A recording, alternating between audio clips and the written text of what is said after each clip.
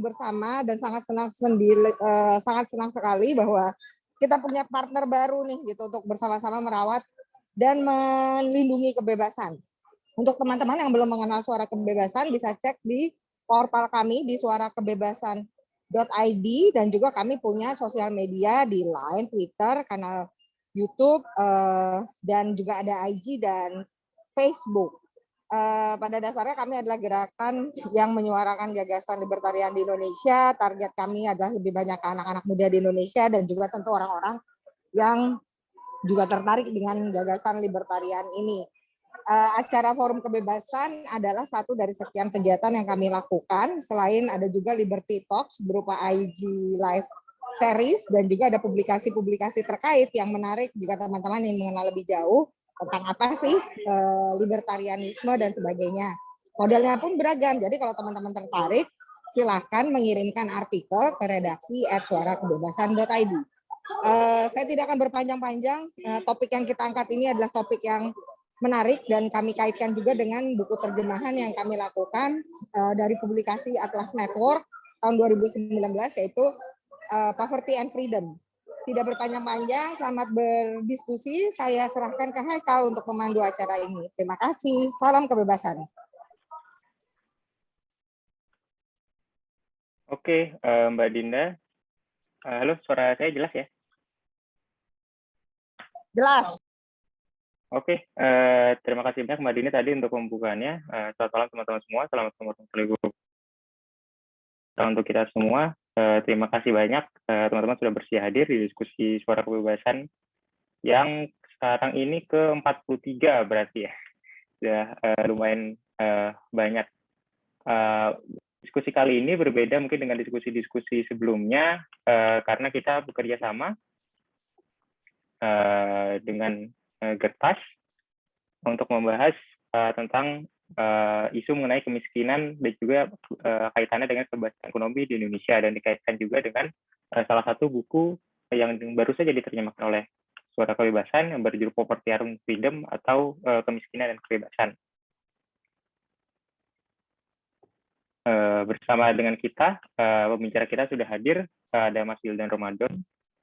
Beliau merupakan Kepala Bidang Pengembangan Intelektual Gertas atau Gerakan Toleransi dan Kebebasan yang akan berdiskusi bersama kita mengenai topik tersebut ya, tentang buku Kemiskinan dan Kebebasan juga dikaitkan dengan pentingnya kebebasan ekonomi untuk meningkatkan kesejahteraan di negara kita di Indonesia. Nah, kalau misalnya teman-teman Bapak Ibu sendiri bisa baca buku tersebut, bisa dapat buku tersebut di website Suara Kebebasan ya, www.suarakebebasan.id. Nanti bisa diklik di publikasi. Nah, di situ nanti ada salah satu artikel yang di situ nanti ada link download untuk bukunya secara gratis, nggak ada biaya sedikit pun. Nanti Bapak Ibu teman-teman bisa mengakses bukunya di situ. Nah, kalau misalnya mungkin sedikit pembukaannya, kalau misalnya kemiskinan ini kan merupakan salah satu isu yang sangat penting ya untuk dibahas dan juga sangat penting untuk diselesaikan. Nah, kalau misalnya kita berdiskusi dengan beberapa kalangan, salah satu alternatif yang sering dijadikan gitu, melalui program sosial kemajuan kita yang mampu. Nah, untuk pemerintah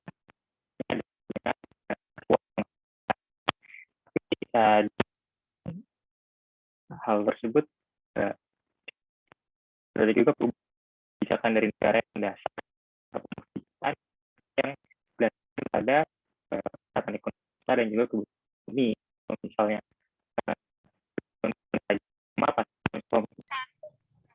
tingkat korupsinya tinggi, bisa dikorup juga, dan juga kalau misalnya nggak ada kebijakan reformis gitu yang Haikal, sorry suaranya kresek-kresek.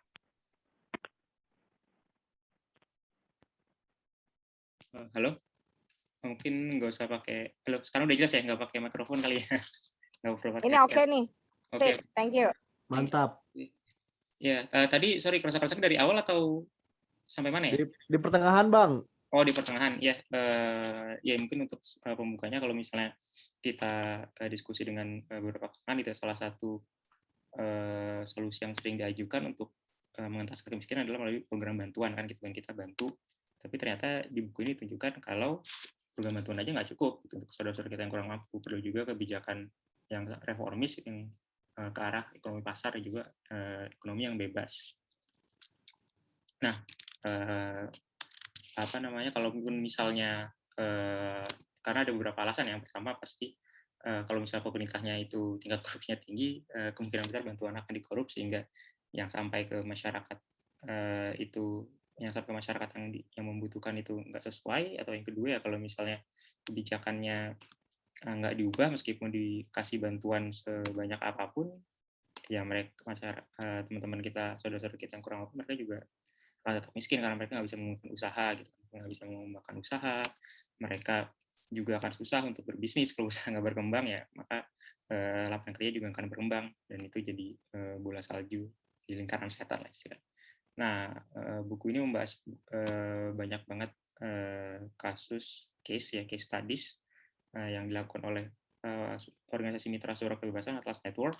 Partner-partnernya ada di berbagai negara di dunia, nggak cuma di Asia atau di Amerika atau di Eropa, nggak cuma di Asia aja ya, di Indonesia ataupun di Amerika, tapi juga di Eropa Timur, di Ukraina misalnya, dan juga di Amerika Latin, di Argentina, dan negara-negara lain, di Afrika juga ada. Nah, bersama dengan Mas Wildan kita akan membahas buku itu, akan membahas mengenai buku tersebut dan juga dikaitkan dengan konteks Indonesia, gimana persoalan kemiskinan Indonesia, dan juga gimana pentingnya pelajaran bisa kita ambil dari buku tersebut, dan pentingnya kebebasan ekonomi dan juga pendekatan ekonomi pasar, reformasi kebijakan mendekati ekonomi pasar untuk mengatasi hal tersebut, untuk mengatasi mengataskan kemiskinan dan membantu saudara-saudara kita yang kurang mampu agar dapatkan mobilitas ekonominya menjadi naik. Oke, mungkin tanpa panjang lebar itu tadi sedikit pembukaan kepada Mas Wildan. Nah, ini Mas Wildannya sepertinya koneksinya lagi agak error ya.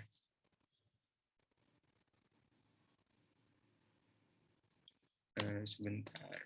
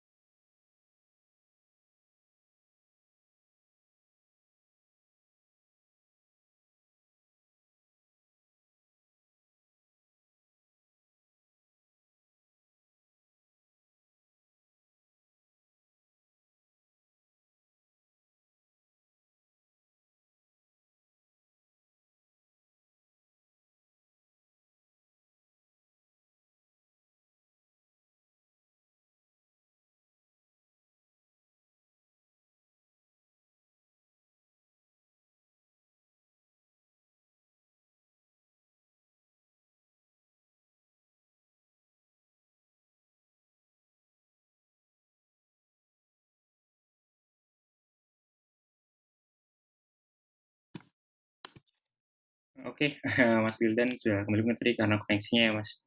Oke, tanpa panjang lebar kepada Mas Wildan dipersilakan, Mas.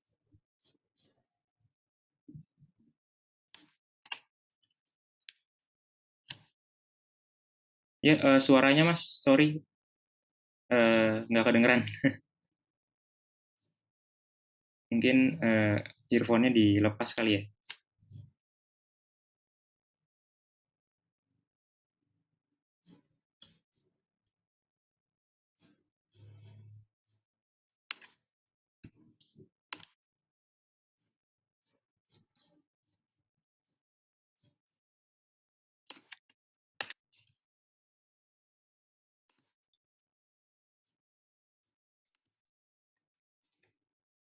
Suaranya Mas, sorry, masih nggak kedengeran.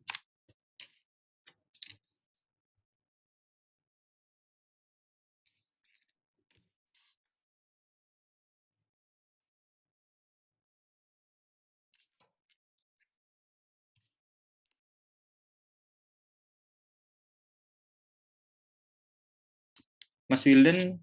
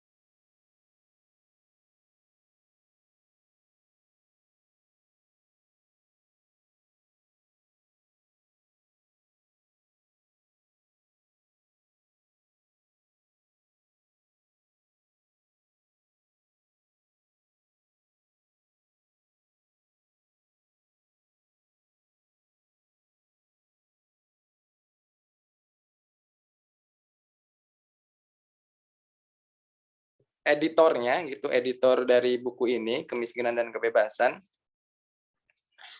yang memang ini buku aslinya itu ya dalam bahasa Inggris ya, dari tim Atlas Network ya, dari tim Atlas Network, yaitu yang ditulis oleh Matt Warner sebagai presiden Atlas Network gitu. Dan saya ini baru membaca bukunya dari hasil editing tim Suara Kebebasan itu sekitar akhir Oktober lah ya, pertengahan Oktober, ketika ada dari salah satu member, salah satu anggota dari ini dari pihak Indeks gitu, Mas Nanang itu memberikan PDF-nya. Kemudian saya baca, yang mungkin ketika saya membahas diskusi mengenai buku ini, buku tentang kemiskinan dan kebebasan, mungkin nanti akan ada semacam ketidaksempurnaan ya, karena memang di sini saya membacanya perlahan-lahan gitu, dan belum selesai gitu ya ininya, buku tentang kemiskinan dan kebebasan ini ya. Yang saya baca di dalam bukunya Kemiskinan dan Kebebasan itu ya, studi kasus pembangunan global, itu mengenai pendekatannya dari tim Atlas Network. Ya, Matt Warner menulis pertama kali itu dia menceritakan soal kebakaran hutan ya. Menggunakan pendekatan itu terkait dengan soal kebebasan individu di dalam suatu negara ya, di dalam sebuah masyarakat yang ada di negara itu, untuk mengentaskan sebuah kemiskinan di salah satu negara itu ya. Dia mengibaratkan tentang kebakaran hutan ya. Jadi Matt Warner dalam kata pengantarnya itu dia ada salah satu kebijakan di Amerika Serikat, ini memang penelitiannya di Amerika ya, yang saya baca ya. Ada salah satu kebijakan dari pemerintah Amerika Serikat mengenai tentang kebakaran hutan ya, kebakaran hutan.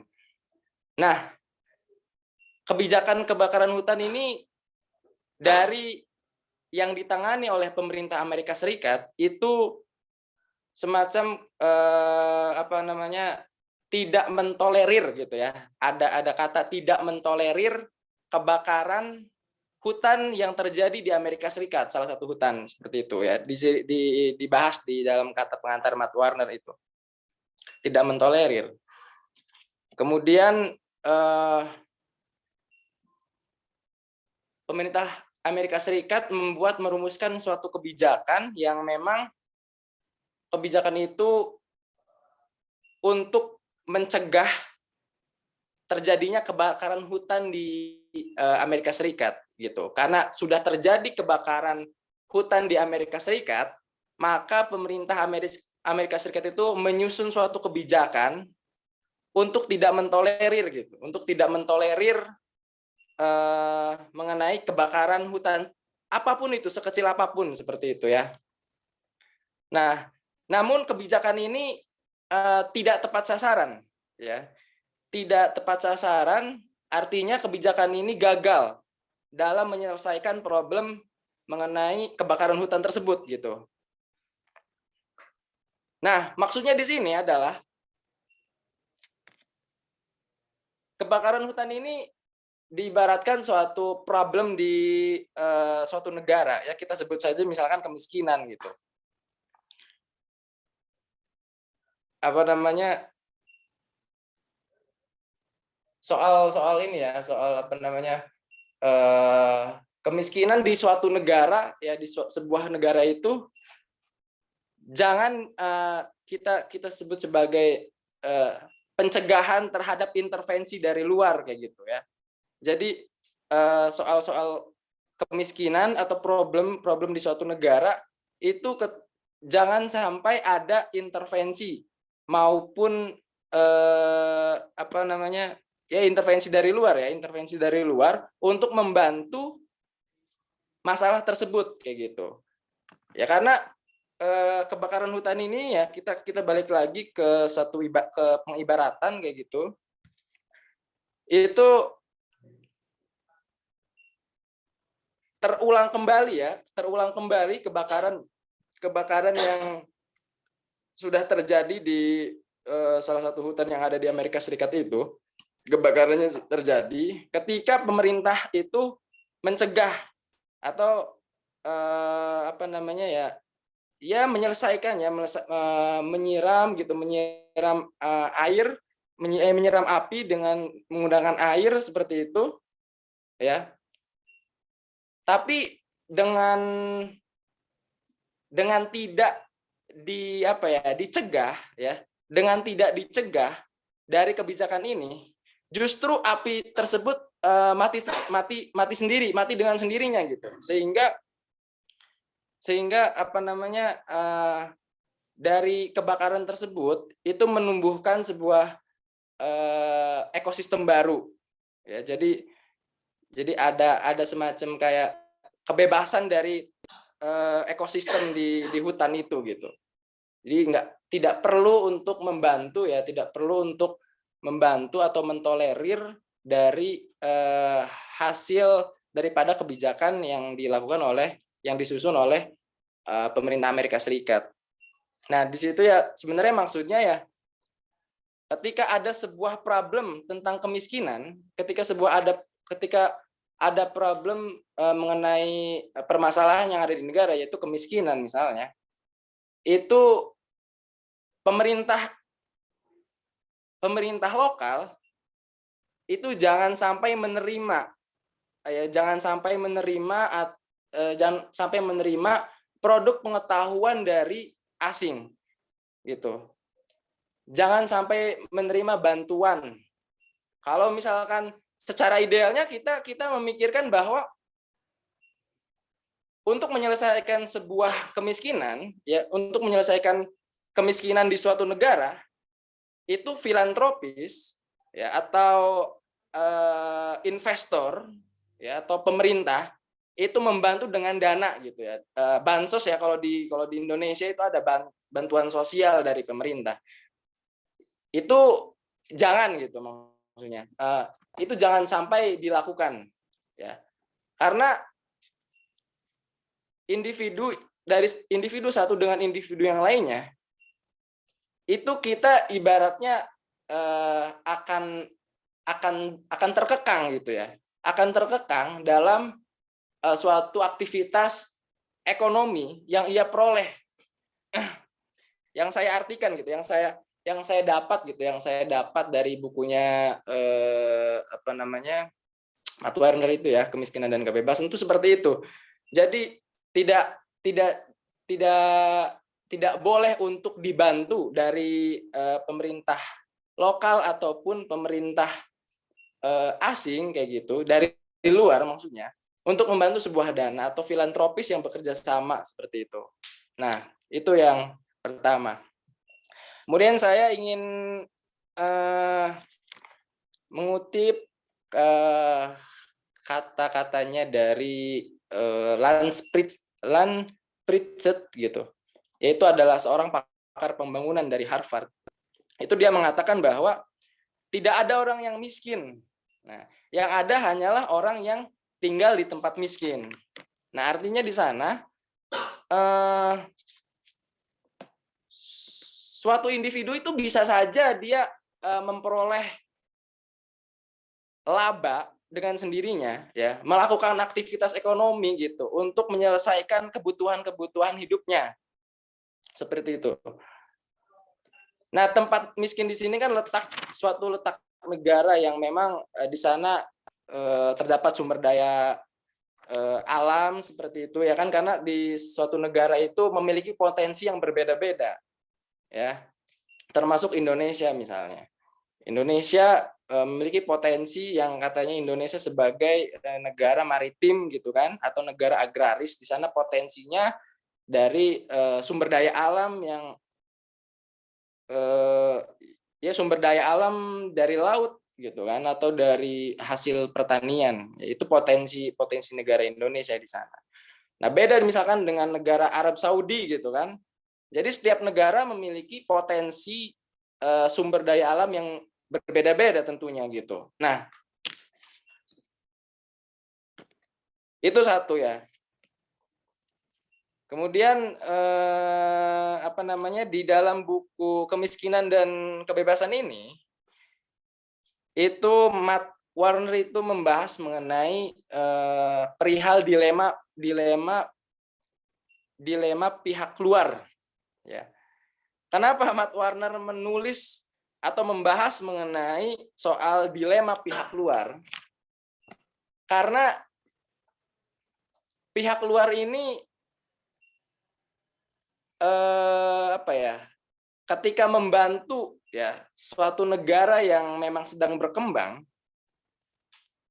membantu negara yang memiliki persentase kemiskinan yang cukup tinggi, itu seakan-akan tidak berhasil gitu kan, dari luar gitu, ataupun misalkan filantropis gitu, atau dari ya pemerintah asing kayak gitu ya, yang membantu untuk menyelesaikan kemiskinan di dalam suatu negara seperti itu. Nah, mereka dilema karena mereka membantu tapi tidak menyelesaikan soal kemiskinan itu gitu. Nah, di dilema pihak luar ini ya dibahas ya mengenai mengapa sih pihak luar itu membantu untuk menyelesaikan perihal kemiskinan itu gagal gitu ya. Itu gagal. Nah, yang pertama itu karena memang pemerintah asing atau pihak luar itu tidak mengetahui secara detail mengenai problematika di suatu negara lain gitu, negara orang lain. Jadi yang tahu problematika dari suatu negara itu adalah pihak lokalnya sendiri gitu. Kira-kira begitulah yang saya pahami di dalam bukunya itu ya. Pemerintah asing hanya sekedar membantu melalui bantuan finansialnya gitu. Ya kalau kita mikir sambil lalu kayak gitu, kayaknya selesai gitu ya, normatif gitu ininya bantuannya itu normatif untuk menyelesaikan soal kemiskinan, maka dibantulah dana dari asing gitu, dari luar seperti itu ya. Tapi secara substansi, secara hakikinya itu tidak memenuhi target, bahkan bisa dikatakan gagal ya. Nah, yaitu dilema pihak luar. Karena gini, salah satu alasan model tradisional atau model yang tadi normatif itu gagal karena salah satunya itu karena pengetahuan lokal digantikan dengan pengetahuan asing gitu. pengetahuan lokal itu digantikan dengan pengetahuan asing. Jadi pengetahuan produksi dari pengetahuan yang dilahirkan oleh orang-orang di luar daripada negaranya itu mendominasi gitu ya. Itu menggantikan pengetahuan dari pemerintah lokal ataupun masyarakat lokal. Seperti itu. Salah satu alasan kenapa si model normatif yang tadi disebutkan itu gagal kayak gitu ya. Nah, kemudian pertanyaannya, bagaimana sih orang luar itu bisa membantu mengenai soal kemiskinan kayak gitu? Apa sih yang bisa kami bantu mengenai soal kemiskinan itu?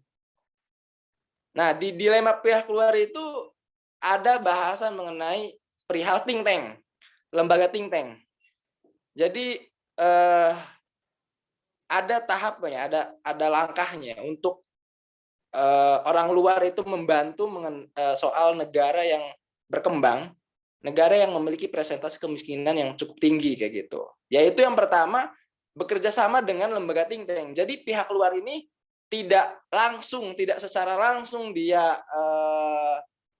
berkoordinasi dengan pemerintah lokal untuk kemudian mensuntikan dana dalam menyelesaikan soal kemiskinan kayak gitu kira-kira. Nah, tapi step yang harus dilalui oleh pemerintah luar itu ya ataupun filantropis ya dari luar gitu ya. Itu harus pertama-tama bekerja sama dengan lembaga think tank. Apa sih lembaga think tank? Nah, lembaga think tank itu kayak semacam wadah untuk pemikir gitu, wadah pemikir untuk menyelesaikan soal-soal di bidang ekonomi salah satunya kayak gitu, politik ya.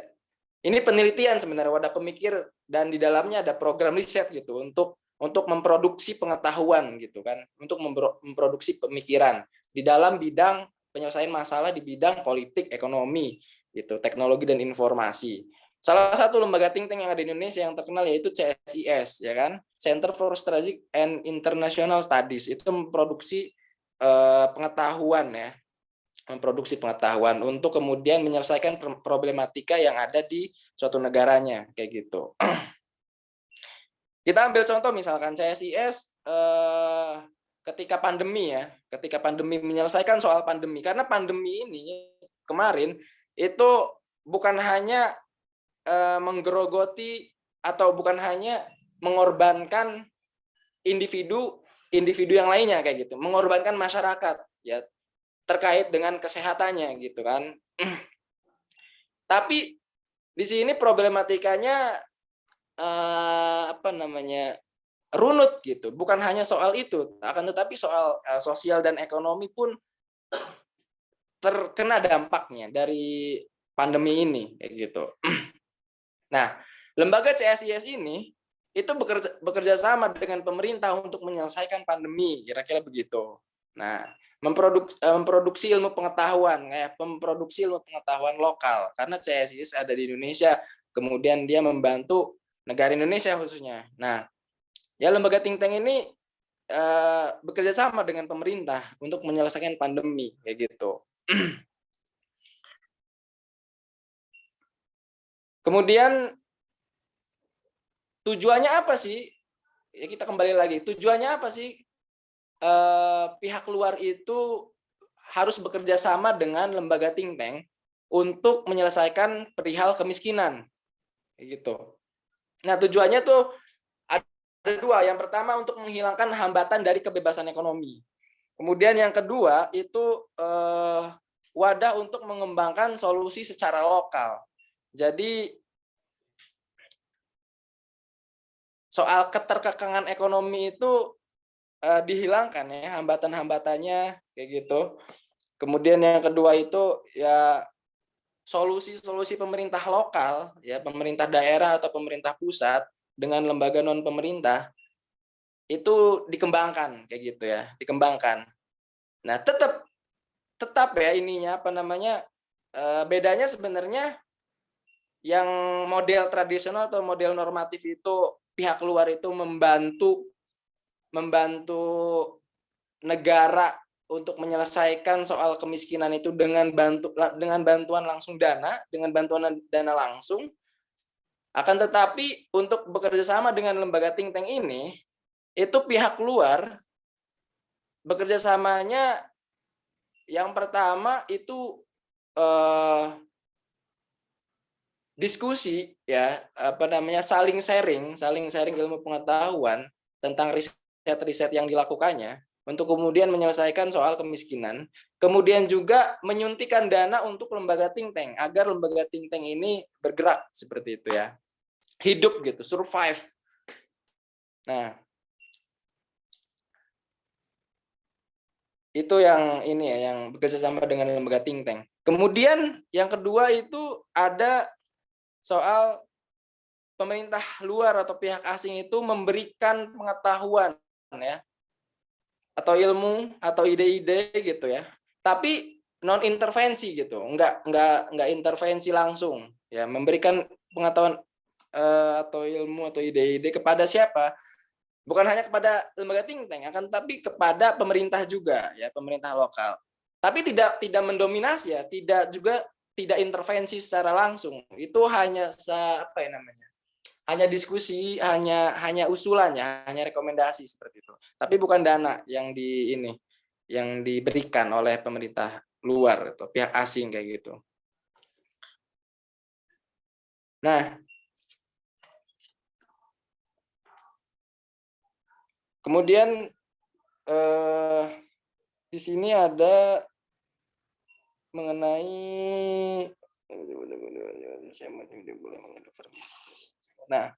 selain daripada bekerja sama dengan lembaga think tank, juga selain daripada memberikan ide-ide kayak gitu ya, bukan dana, bukan finansial, akan tetapi ilmu misalkan, selain itu pemerintah lokal itu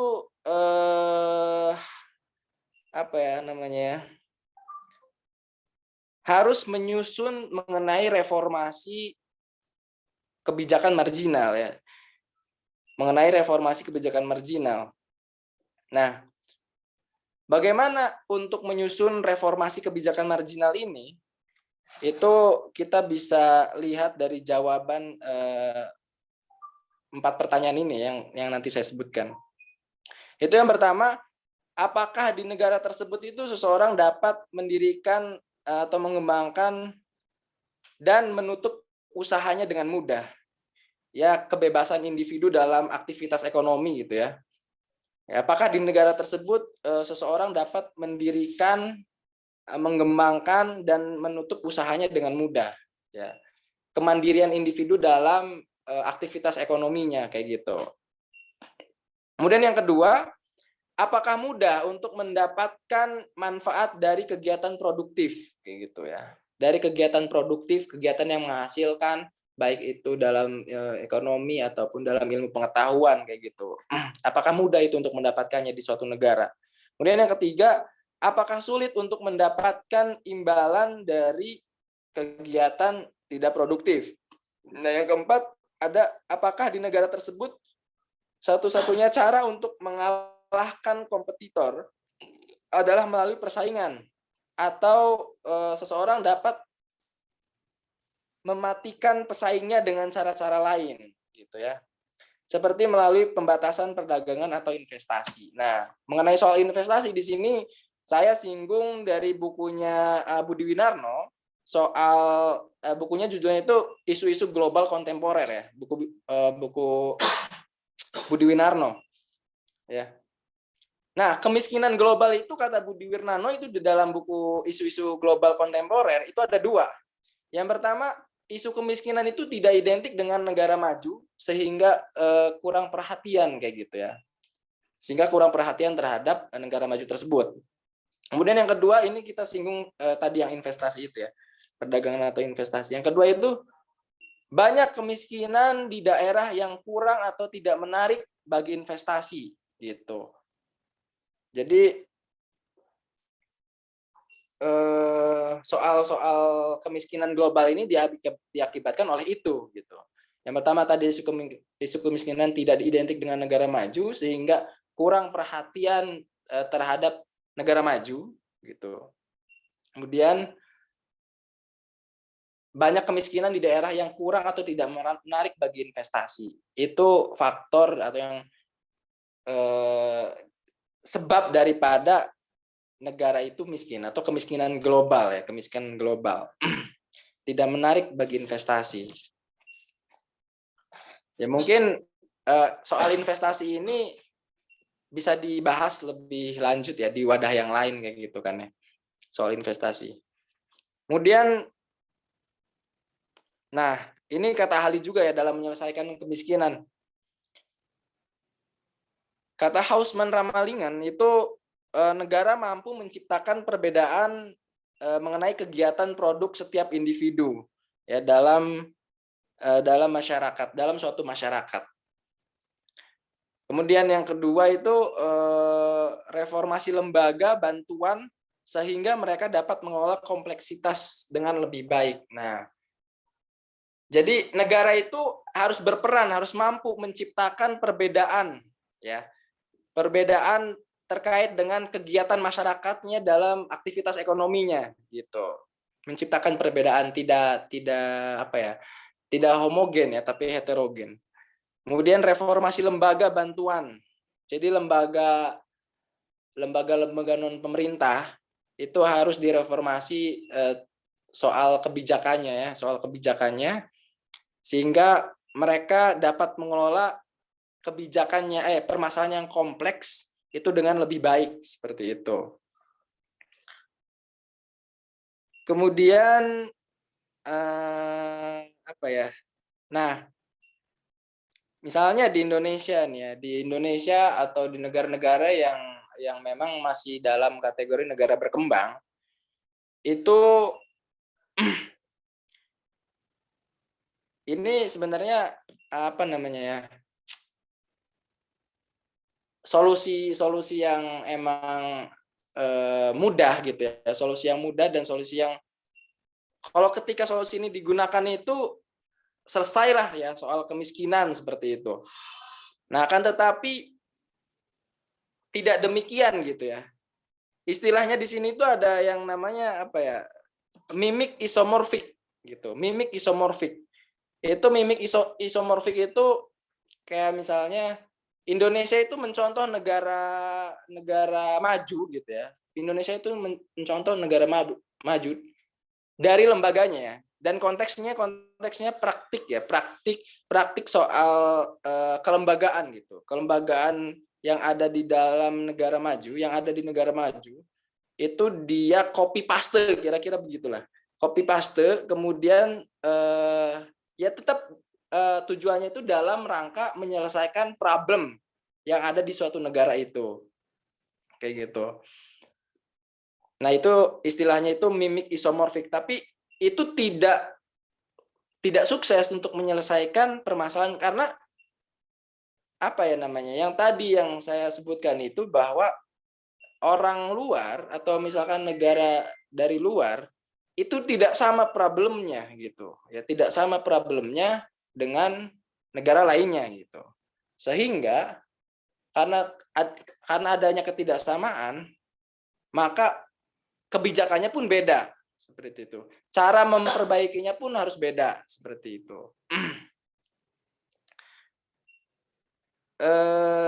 Oke, lanjut. Nah, setelah itu selain daripada tadi memberikan pengetahuan memberikan pengetahuan dari pihak luar, kemudian juga ada mengenai bekerja sama dengan lembaga think tank, juga menyusun kebijakan reformasi kebijakan marginal, juga harus harus membuat suatu kebijakan publik untuk kompetensi suatu negara ya, kapabilitas suatu negara ya. Tujuan daripada negara itu dibangun kapabilitasnya yaitu untuk membantu pemerintah pusat dan daerah di seluruh dunia menjadi lebih baik dalam menjalankan kebijakan yang kompleks kayak gitu. Itu tujuannya.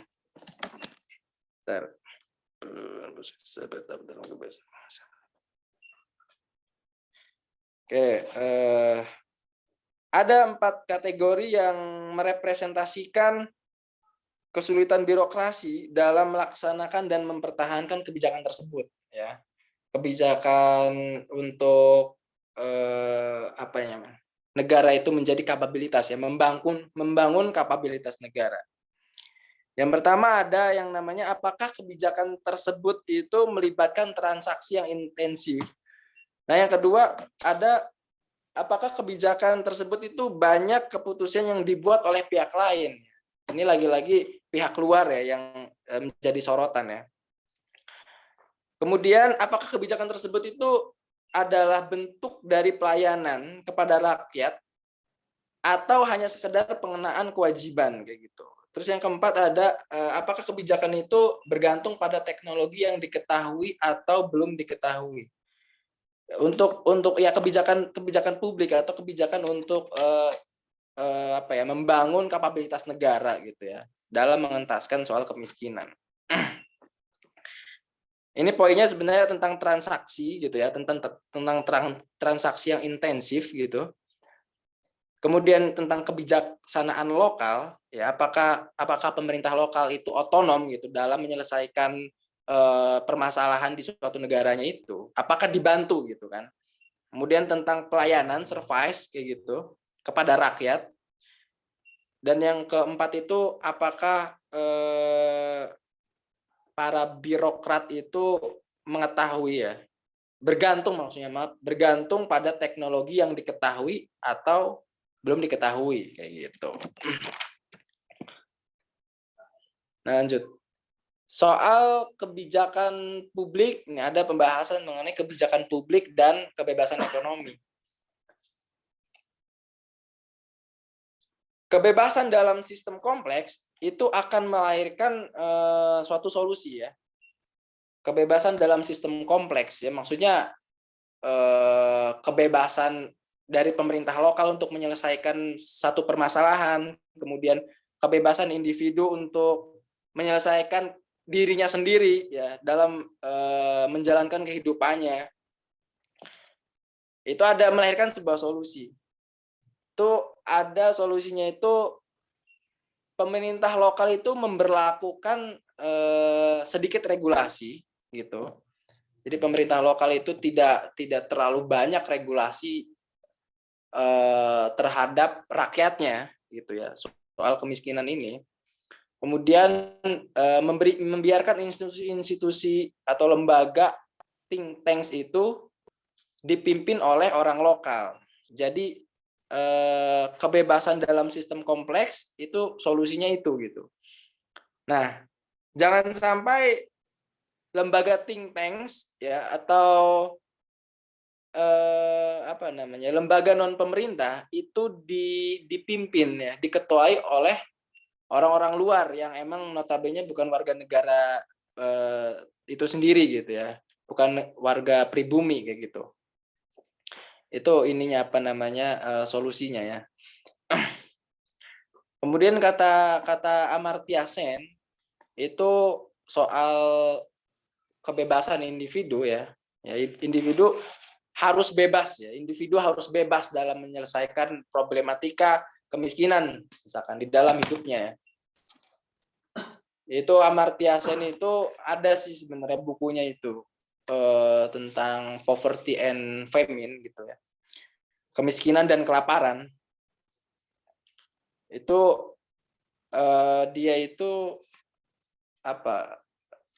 mencetuskan atau melahirkan konsep tentang kebebasan juga ya. Tapi dalam ranah pembangunan, development as freedom kayak gitu.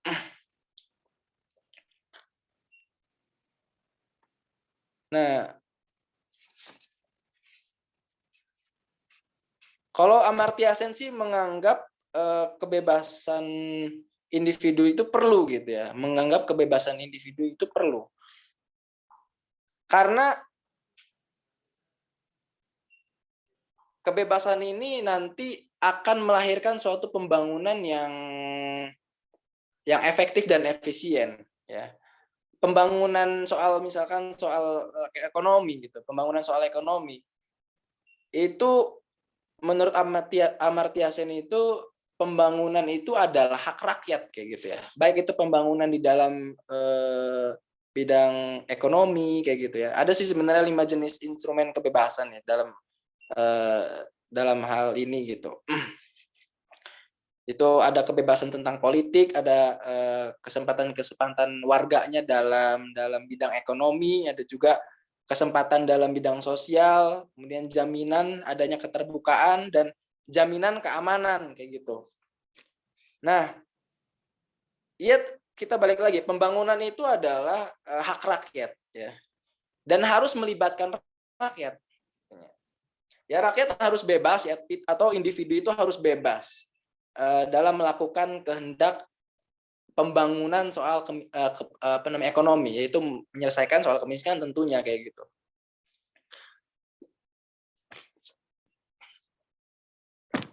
Nah, kata Amartya Sen juga bahwa kemiskinan dan kelaparan ya, yang di dalam bukunya itu Poverty and Famine, kemiskinan dan kelaparan itu disebabkan oleh dua kayak gitu.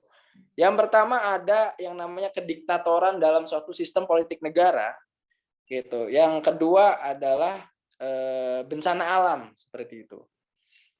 Nah, kemudian kata Amartya Sen, negara otoriter itu tidak bisa melakukan suatu pembangunan atau tidak bisa menyelesaikan soal kemiskinan gitu. Karena ia tidak tahu kehendak rakyatnya. Kira-kira begitulah. Karena ia tidak tahu kehendak rakyatnya. Artinya kan Amartya Sen ini kan emang pro ya. Maksudnya dia punya argumentasi bahwa kebebasan individu itu suatu upaya untuk melakukan perubahan ekonomi minimal untuk dirinya sendiri kayak gitu.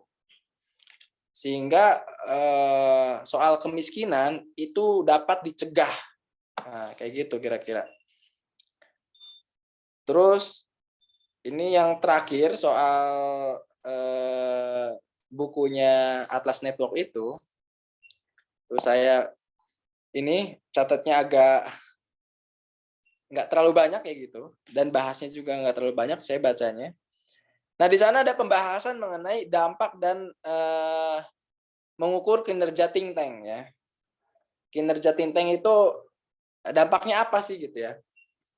Nah, ada keberhasilan dampak keberhasilan daripada kinerja think tank gitu yang bergerak di bidang pemikiran ya, produksi pengetahuan kayak gitu. Itu yang pertama mengenai akuntabilitas ya. Nah, akuntabilitas ini disoroti oleh dua poin. Nah, yang pertama, apakah tujuan daripada think tank ini mencapai dengan target gitu kan? Kemudian yang kedua, apakah program ini program yang dirumuskan, yang dibuat oleh lembaga think tank ini spesifik atau tidak gitu ya. Spesifik atau tidak, apakah dia hanya sekedar universal gitu menyelesaikan soal misalnya soal politik, kemudian soal sosial, ekonomi, kesehatan kayak gitu dan lain sebagainya. Apakah hanya satu bidang, misalkan lembaga think tank satu bidang menyelesaikan soal bidang ekonomi, fokus concernnya di sana kayak gitu. Nah, itu mengukur kinerja think tank dalam menyelesaikan soal gitu ya, dalam menyelesaikan permasalahan di suatu negara. Yaitu ada ya akuntabilitas pertanggungjawaban. Pertanggungjawaban itu pengukuran untuk melihat kinerja dari lembaga think tank. Akuntabilitas.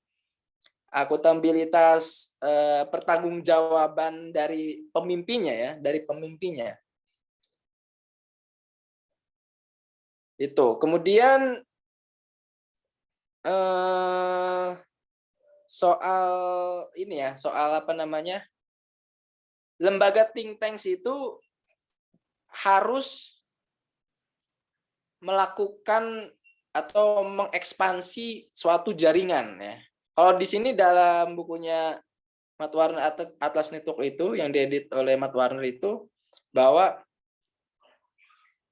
lembaga think tanks itu harus memilih kolam yang besar. Ya, artinya memilih kolam yang besar itu adalah mengekspansi ya, memperluas jaringan global kayak gitu. pemimpin think tanks ini harus membutuhkan jaringan global. Nah, kira-kira begitulah. Jadi harus bekerja sama mungkin ya, harus bekerja sama dengan lembaga luar seperti itu, lembaga think tanks ini. Kemudian dia harus bekerja sama, kemudian mengikuti segala informasi dan kegiatan aktivitas yang dilakukan oleh pemerintah luar. Ya.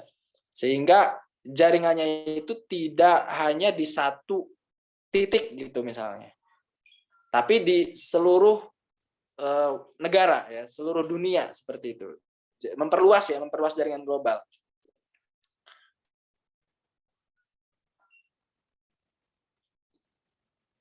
Kemudian apa ya namanya? Saya juga masih ada yang belum paham ya, karena emang ini bahasanya berat gitu, ini susunan kalimatnya gitu. Saya hanya punya waktu 2 minggu untuk baca, 2 minggu 3 minggu. Nah,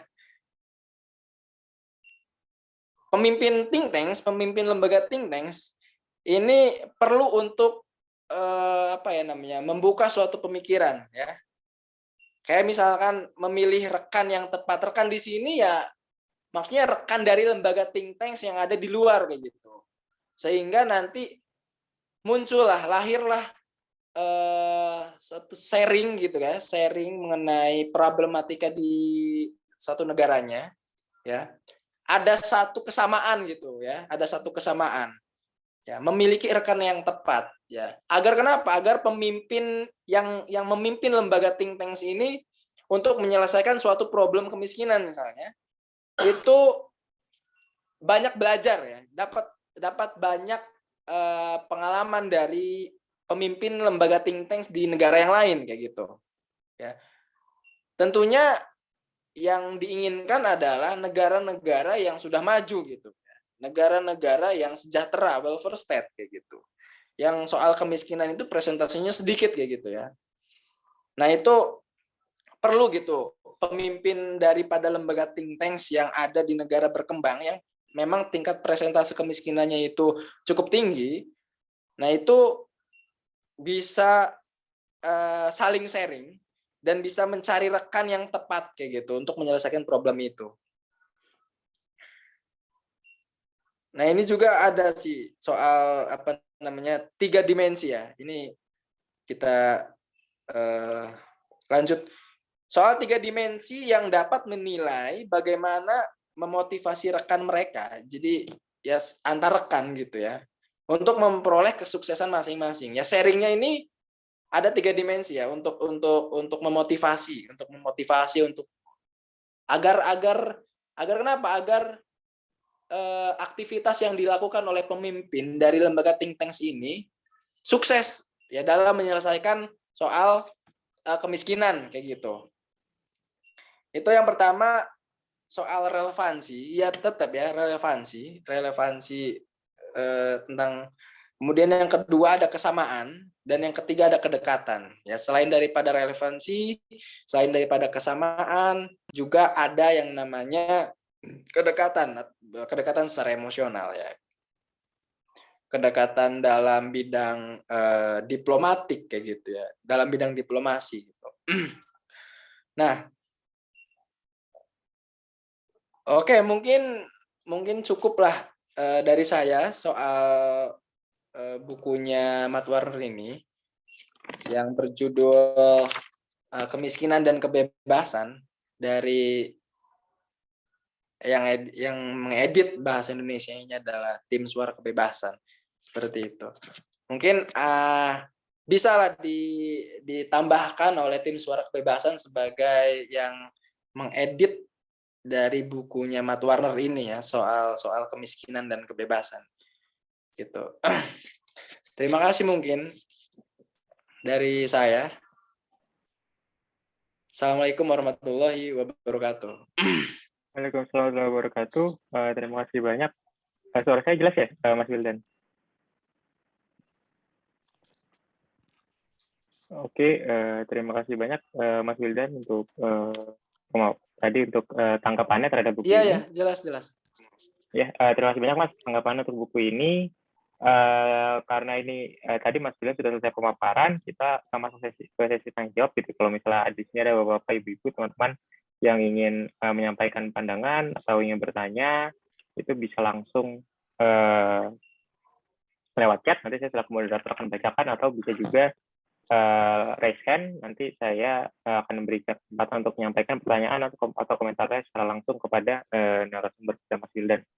Nah, mungkin Mas, kalau dari saya, menurut pandangan Mas Wildan gitu, setelah membaca buku ini, yang bisa dipelajari Indonesia itu apa dari buku ini gitu ya, terutama karena kemiskinan merupakan salah satu permasalahan yang besar yang harus kita hadapi ya, dan juga dikaitkan dengan kebebasan ekonomi. Nah, ini kalau dari pandangan Mas Wildan, atau mungkin ya ini levelnya bisa level nasional gitu ya, yang besar, atau mungkin bisa juga level yang lokal dari daerahnya Mas Wildan misalnya, yang Mas Wildan ketahui itu ya, inspirasi atau apa ya, atau pelajaran apa yang kira-kira ini kita bisa dapatkan dari buku ini, karena buku ini kan memang nggak sejauh ini belum dibahas yang kasus Indonesia ya. Kasus Indonesia belum dibahas di buku ini gitu. Tapi dari bacaan Mas Wildan, kira-kira menurut pandangannya Mas Wildan bagaimana? Dipersilakan Mas. Oke. Kalau saya membaca bukunya Matwar ini soal kemiskinan dan kebebasannya, itu soal khususnya dilema pihak luar itu. Ya. Kenapa pihak luar ini gagal ya dalam menyelesaikan problematika kemiskinan, gagal dalam menyelesaikannya, mengentaskan kemiskinan di suatu negara gitu. Ya tadi gagalnya itu karena dia menggunakan model normatif gitu kan. Ya. Ini normatif sekali gitu. Ketika ada suatu kemiskinan di sebuah negara, kemudian dibantu dengan disuntik dana oleh pihak luar gitu. Itu kan kayak gimana ya? Ya kalau ada problem miskin ya kita bantu menggunakan dana gitu kan, itu kan kayak normatif gitu, normatif. Nah tapi di sana saya mengambil suatu pelajaran itu bahwa ya saya mengibaratkan adanya hubungan paternalisme kayak gitu ya, hubungan kayak paternalisme itu kayak antara orang tua dengan anak seperti itu ya. Ketika misalnya anak itu tidak memiliki uang, ya memang ya anak belum cukup umur untuk bekerja, masih didanai, masih disubsidi oleh orang tuanya kayak gitu. Nah, itu dia kan tidak mandiri ya secara ekonomi kayak gitu ya. Tidak mandiri secara ekonomi. Itu ya ibaratnya kayak hubungan antara bapak atau antara orang tua, ibu dan bapak dengan anaknya gitu. Dengan anaknya. Ketika misalkan si anak itu ya kita katakan misalkan anak ini negara yang memiliki persentase kemiskinan yang cukup tinggi kayak gitu ya. Ketika si anak itu tidak memiliki uang, kemudian si bapak ini atau orang tua ini memberikan uang ya terus, sehingga si anak ini tidak mandiri secara ekonomi ya kan, jadi kayak walaupun memang misalnya si anak ini sudah cukup umur untuk bekerja gitu, untuk mencari uang, akan tetapi ketika orang tuanya itu tidak memberikan edukasi, tidak memberikan suatu pendidikan kepada anaknya dalam arti bebas misalnya gitu kepada anaknya gitu kan, mandiri, tidak memberikan pendidikan dari orang tuanya itu tidak memberikan keleluasaan bagi anaknya, sehingga anaknya itu tidak mandiri, kira-kira begitulah. Jadi kayak udahlah soal ekonomi ini dari orang tua gitu. Jadi selalu disubsidi dari orang tuanya. Itu ya pengibaratan saya misalnya dalam soal kemiskinan ini. Jadi ada hubungan paternalisme di sana. Ya, kenapa sih pihak luar itu gagal dalam itu? Karena menjadikan tidak mandirinya suatu negara atau tidak menjadikan dirinya kalau hubungan patriarkinya anak kayak gitulah kira-kira gitu. Ketika anak itu diberikan subsidi kepada dari orang tuanya gitu, sehingga anak itu semakin apa ya, apa namanya ya, dia sejahtera tapi dia tidak mandiri secara ekonomi kayak gitu. Dia tidak mandiri secara ekonomi dan merasa nyaman gitu ya dengan suasana gitu, dengan kehidupannya karena memang sering disubsidi oleh, kita katakan misalkan sering disubsidi oleh pihak luar gitu, pihak asing kayak gitu. Sering disubsidi oleh orang tuanya kayak gitu. Ada hubungan paternalisme di sana gitu. Yang saya dapat ambil suatu pelajaran di sini gitu, dari dilema pihak luar. Mungkin itu Mas Haikal gitu, soal ini. Nah, oke. Terima kasih banyak. Ya, thank you Mas Wildan untuk tanggapannya. Nah, kalau misalnya selain kan kalau misalnya buku ini kan dia membahas banyak banget kasus gitu ya. Kasus seputar hambatan ekonomi dan dampaknya di negara-negara lain gitu kan. Dan bagaimana banyak organisasi-organisasi partnernya Atlas itu yang mereka melakukan advokasi untuk mereformasi kebijakan-kebijakan yang menghambat tersebut gitu kan. Kayak misalnya di India ada aturan di beberapa negara bagian, ada beberapa provinsi jam malam untuk perempuan gitu kan, perempuan jadi nggak boleh kerja sampai malam banget, jadi kebebasan mereka untuk bekerja menjadi terhambat gitu kan. Atau mungkin misalnya di negara Afrika yang dimonopoli di salah satu kota ada keluarganya wali kota yang dia memonopoli misalnya industri truk gitu ya, dan mereka bikin aturan kalau misalnya seorang mau bikin toko atau bikin pabrik harus punya supplier truk gitu, sementara perusahaan truknya dikuasain oleh keluarga si wali kota itu, oleh kroninya. Nah, ini kan hambatan-hambatan yang memang ya harus segera diselesaikan dan memang sangat merugikan kalangan yang nggak mampu gitu. Nah, kalau misalnya dari Mas Julian sendiri di Indonesia sendiri kira-kira gimana sih mengambil pelajaran dari banyak kasus yang di buku tersebut gitu ya? Beberapa kebijakan yang memang menghambat kebebasan ekonomi gitu, menghambat kebebasan individu untuk melakukan aktivitas ekonomi yang memang benar-benar sangat merugikan khususnya masyarakat kecil gitu, sehingga mereka nggak bisa berkembang karena mereka terhambat oleh aturan tersebut. Nah, kalau misalnya kira-kira harus diubah, kalau konteksnya di Indonesia itu menurut Mas Julian kira-kira gimana? Kira-kira ada contoh atau mungkin dari pengalaman Mas Julian sendiri mungkin buka usaha atau gimana gitu kan, baik dari sisi kebijakan yang nasional atau mungkin dari kebijakan lokal dari daerahnya Mas Wildan misalnya. Dipersilakan.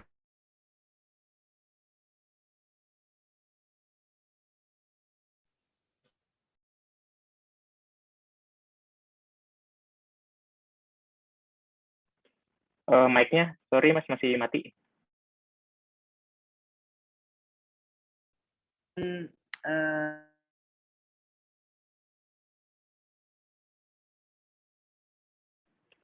Masih mati Mas, mic-nya, sorry. Mikrofonnya masih mati.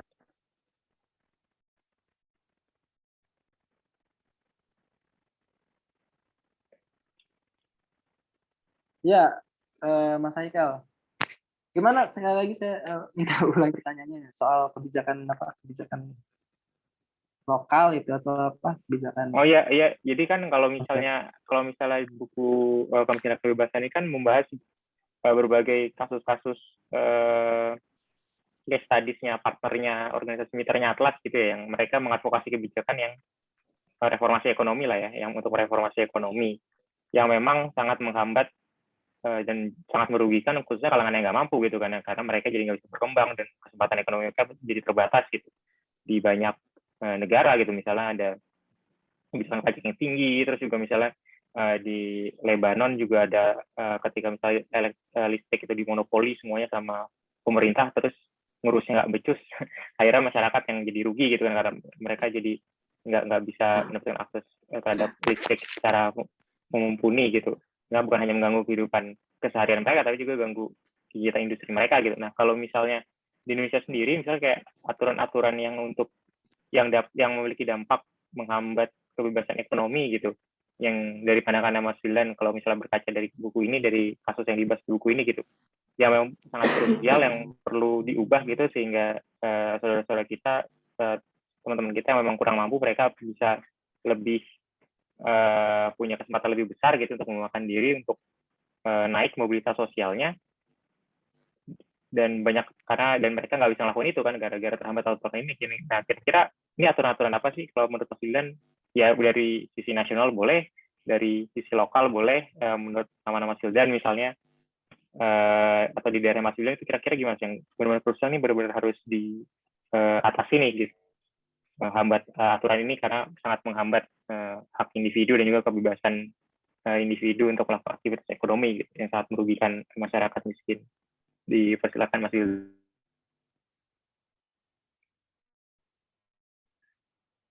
Ya, ada sih peraturan-peraturan soal misalnya pemerintah lokal itu yang menghambat aktivitas daripada individu, aktivitas ekonomi dari masyarakat gitu. Misalnya peraturan mengenai ini ya, yang kemarin itu misalnya soal PPKM yang memang lagi trending ya, bukan hanya pemerintah lokal tapi ini kebijakan daripada pusat gitu ya. Ini pemerintah kan menyusun atau merumuskan suatu kebijakan soal PPKM misalnya, itu ya kita bisa lihat ya, informasi itu, kita bisa menilai bahwa kebijakan tersebut itu menghambat aktivitas ekonomi dari warga yang bisa dikatakan masuk ke dalam kategori kelas ekonomi menengah ke bawah kayak gitu ya. Kalau misalkan warganya itu adalah pegawai, misalkan baik itu pegawai swasta atau pegawai negeri sipil, itu ya sepertinya nyaman saja ya ketika tidak terhambat gitu ya perihal pemasukannya dalam bidang ekonomi gitu. Tapi kan ini kita melihat dari masyarakat miskin ya, yang memang hanya memperoleh penghasilannya, memperoleh labanya untuk hidupnya itu dari berdagang misalnya, dari aktivitas dia berdagang, berusaha kayak gitu. Apalagi misalkan dia bekerja sebagai pedagang kaki lima, ya kan? Itu kan kebijakan dari pemerintah ya menghambat juga ya, kemudian juga ya menghambat pemasukan tetap gitu.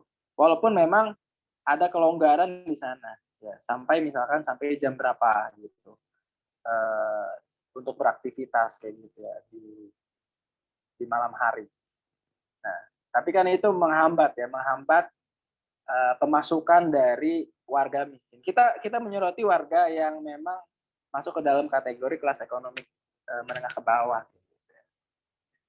Tapi selain itu pemerintah bukan pemerintah.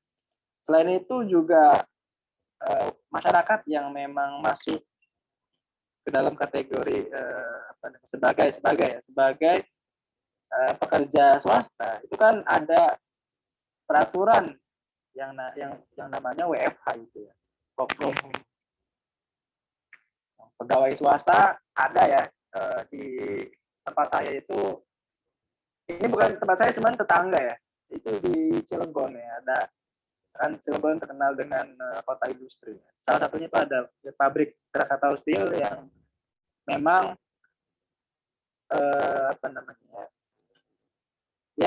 memecat pegawainya ya, karena memang pandemi tersebut, efek pandemi.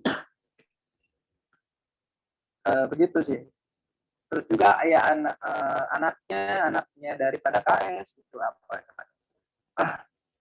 itu pun sama ya, semua pada dipecat gitu ya, pada dikeluarkan ya dari pekerjaan itu akibat karena penghasilan dari perusahaannya itu tidak mampu untuk memberikan gaji gitu, kepada pegawainya.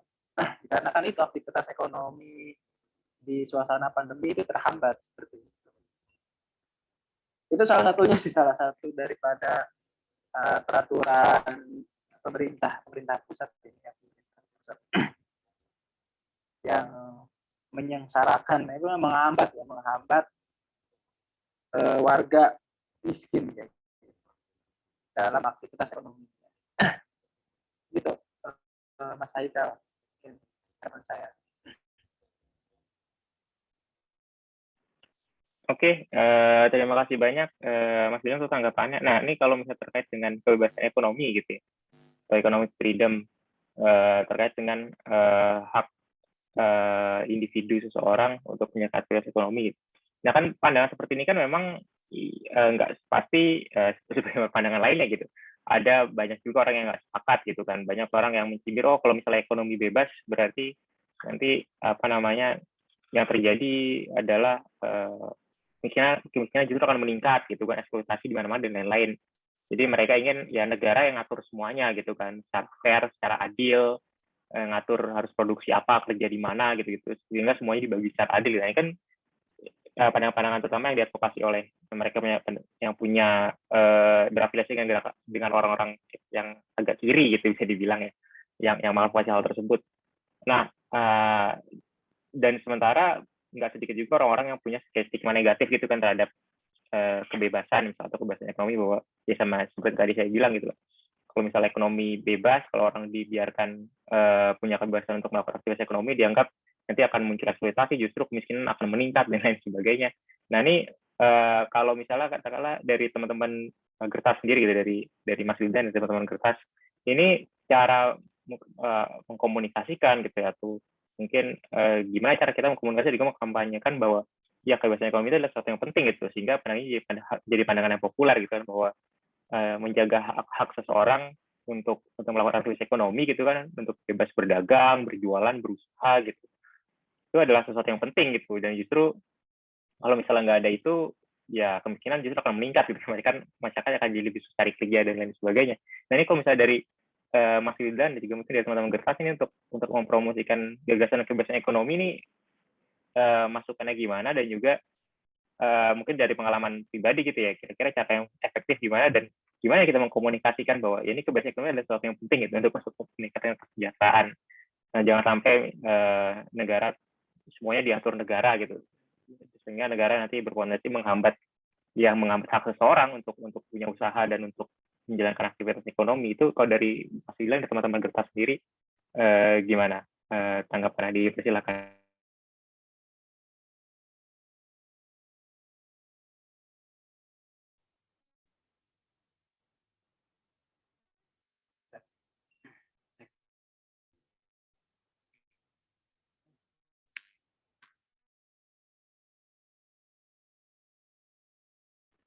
Speakernya Mas, maaf, masih mati.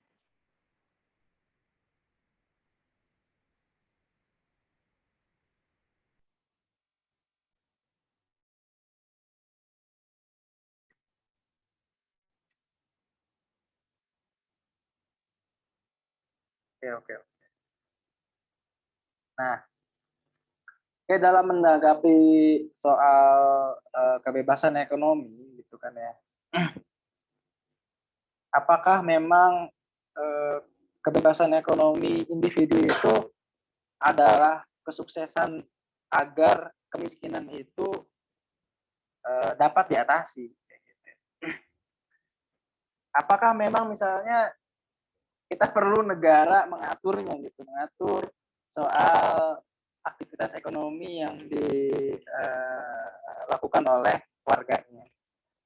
Nah, kan begini, ya memang kalau misalkan kita merujuk kepada pemikiran liberalismenya Adam Smith itu soal kesejahteraan masyarakat itu akan tercipta misalkan jika gitu kan, ada kebebasan individu dalam kepentingan pribadi misalnya, atau efisiensi pasar bebas ya.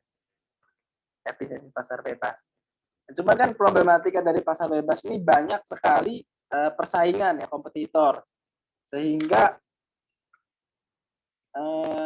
di antara individu satu dengan individu lainnya ketika melakukan aktivitas ekonomi dengan sebebas-bebasnya akan terjadi persaingan, kemudian dia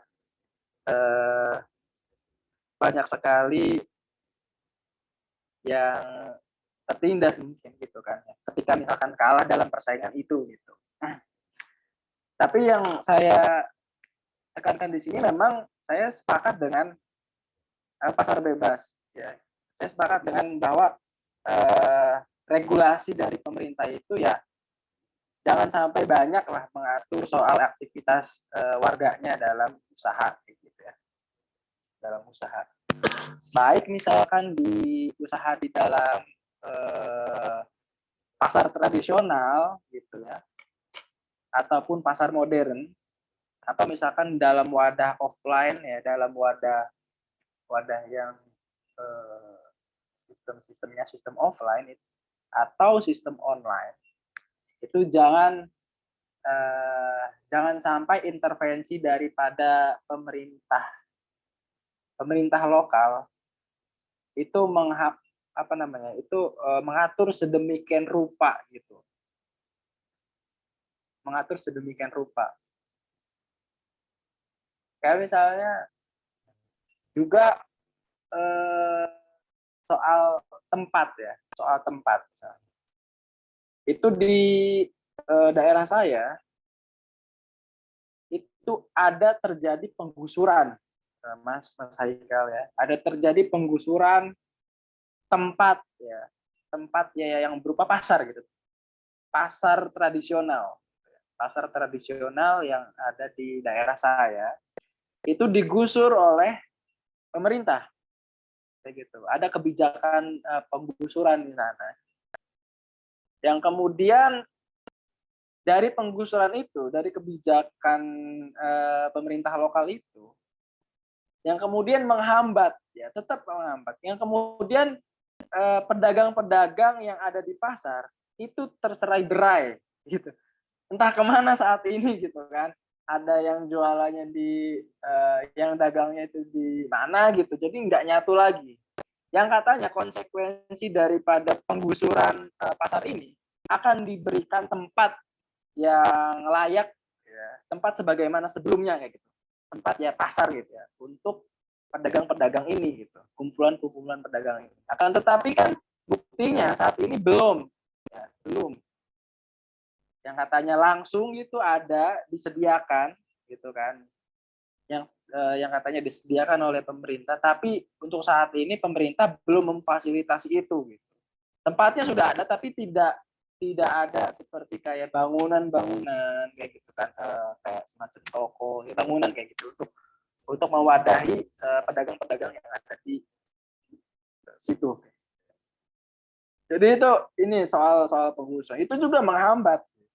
Peraturan itu menghambat aktivitas ekonomi kelas menengah ke bawah ya, atau pedagang kayak gitu, aktivitas ekonomi warganya.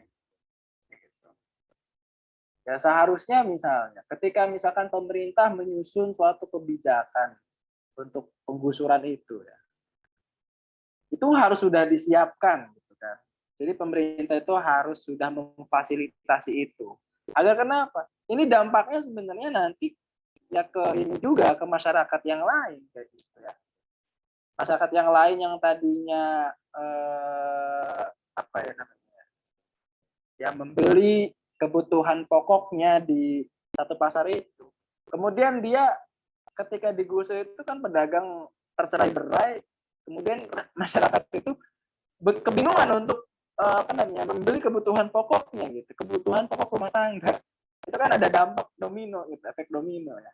Sehingga kan masyarakat yang biasa beli di di kebutuhan pokok beli di pasar itu yang digusur itu, sehingga dia bingung gitu untuk ininya apa namanya untuk membeli kebutuhan pokoknya, sehingga mencari lagi alternatif lain dan itu harganya cukup mahal gitu kan di pasar yang lain gitu. Di pasar yang lain cukup mahal gitu kan. Masyarakat kan ininya ingin yang harganya murah dan kualitasnya bagus gitu kan, makanya dicari gitu sama masyarakat, itu kan yang diinginkan oleh rakyat warga setempat gitu. Itu sebenarnya apa namanya yang menjadi penghambat ya, yang menjadi penghambat. Walaupun memang pasar bebas ini ya banyak persaingan gitu ya, pasti akan melahirkan persaingan karena ini kan pasar bebas gitu. Banyak kompetitor gitu kan ya. Mungkin dari saya Mas Haikal seperti itu ya tanggapan untuk individu dalam beraktivitas. Kebebasan individu ya dalam aktivitas ekonominya kayak gitu. Mungkin dari yang lain dari tim Gertas responnya seperti apa? Saya kembalikan lagi. Oke, terima kasih banyak Mas Wildan. Nah, ini ada pertanyaan dari Mas Jaja ya. Citrama, izin bertanya Mas, untuk konteks Indonesia, apakah tidak lebih baik jika gagasan kebebasan ekonomi, hak milik dan seterusnya ini juga diperjuangkan tidak hanya melalui proses kultural, namun juga struktural di level pengambil kebijakan. Saya mendambakan hadirnya kelompok politisi, yang misalnya memperjuangkan ide-ide libertarian yang memperjuangkan gagasan kebebasan ekonomi di jalur politik kekuasaan, mengingat restriksi terhadap kebebasan itu sendiri banyak lahir dari ruang-ruang kekuasaan. Ini dari produk undang-undang berarti ya, salah satunya, ada juga produk hukum yang lain.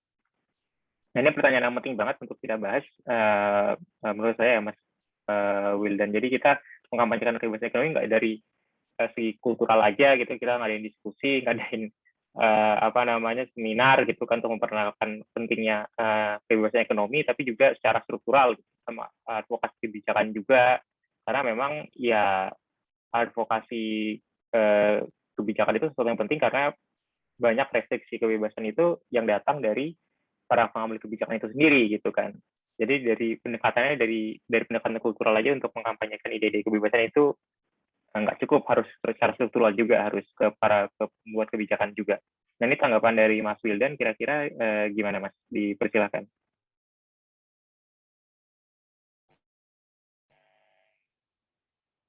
Ya, benar. Oke. Ya memang saya sepakat ya. Ketika misalkan suatu wacana, hanya sekedar diskusi, itu hanya sebatas nilai-nilai, hanya sebatas angan-angan ya gitu ya.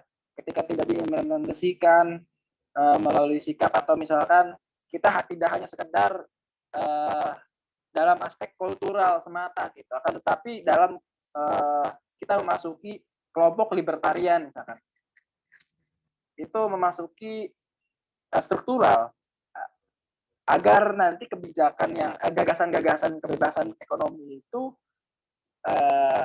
dapat diwadahi gitu ya, dapat dirumuskan gitu ya gagasan-gagasan itu, sehingga gagasan-gagasan ekonomi seperti itu menjadi sebuah peraturan tersendiri. Oke, yang pertama saya sepakat.